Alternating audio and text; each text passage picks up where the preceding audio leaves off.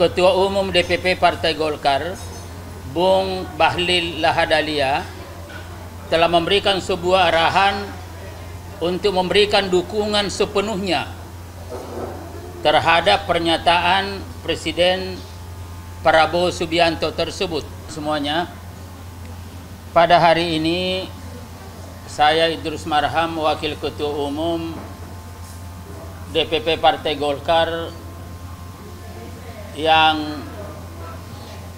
antara lain membidangi masalah-masalah luar negeri. Kemudian ini saya ditemani oleh Sekretaris Korbit. Jadi Sekretaris Korbit ini adalah Muhammad Soim. Sudah benar namanya, Linda? Soim Haris. Soim Haris. Nah, saudara sekalian, sengaja kami ingin memberikan satu respon terhadap pernyataan Presiden Republik Indonesia Bapak Prabowo Subianto dalam merespon perkembangan yang ada di Palestina. Pada saat Prabowo Subianto bersama dengan Presiden Macron Prancis mengeluarkan sebuah pernyataan bahwa pada prinsipnya Indonesia siap untuk membuka hubungan diplomatik dengan Israel dengan catatan terlebih dahulu harus mengakui kemerdekaan negara Palestina. Nah, terkait dengan itu, Ketua Umum DPP Partai Golkar, Bung Bahlil Lahadalia, telah memberikan sebuah arahan untuk memberikan dukungan sepenuhnya terhadap pernyataan Presiden Prabowo Subianto tersebut.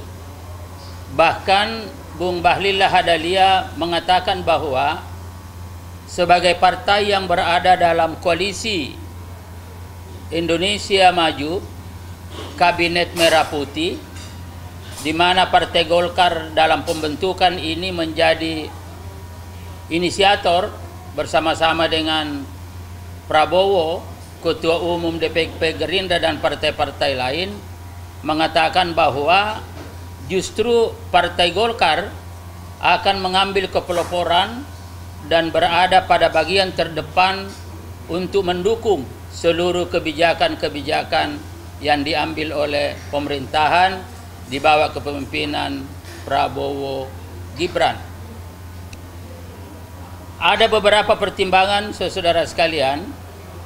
Yang pertama adalah bahwa kalau kita kembali kepada falsafah pembukaan Undang-Undang Dasar 1945, itu jelas disampaikan di situ bahwa kemerdekaan adalah hak segala bangsa, dan oleh karena itu penjajahan harus dihapuskan di permukaan bumi. Nah, jadi atas dasar ini maka DPP Partai Golkar berpandangan bahwa sebagai implementasi daripada itu, maka apa yang disampaikan oleh Presiden Prabowo itu adalah merupakan pencerminan daripada falsafah bangsa, merupakan pencerminan daripada prinsip-prinsip dasar didirikannya bangsa ini sebagaimana yang tertuang di dalam pembukaan Undang-Undang Dasar 1945.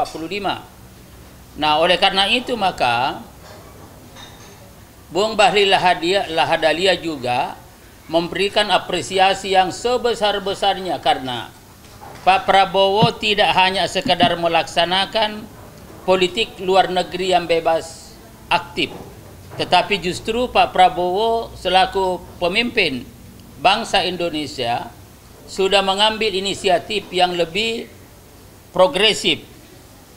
Ya, lebih progresif, mengambil inisiatif, mengambil kepeloporan untuk mengambil langkah-langkah bagaimana sejatinya yang kita lakukan untuk menciptakan perdamaian di Timur Tengah, khususnya bagaimana agar supaya negara-negara yang ada di dunia ini mengakui kemerdekaan Palestina.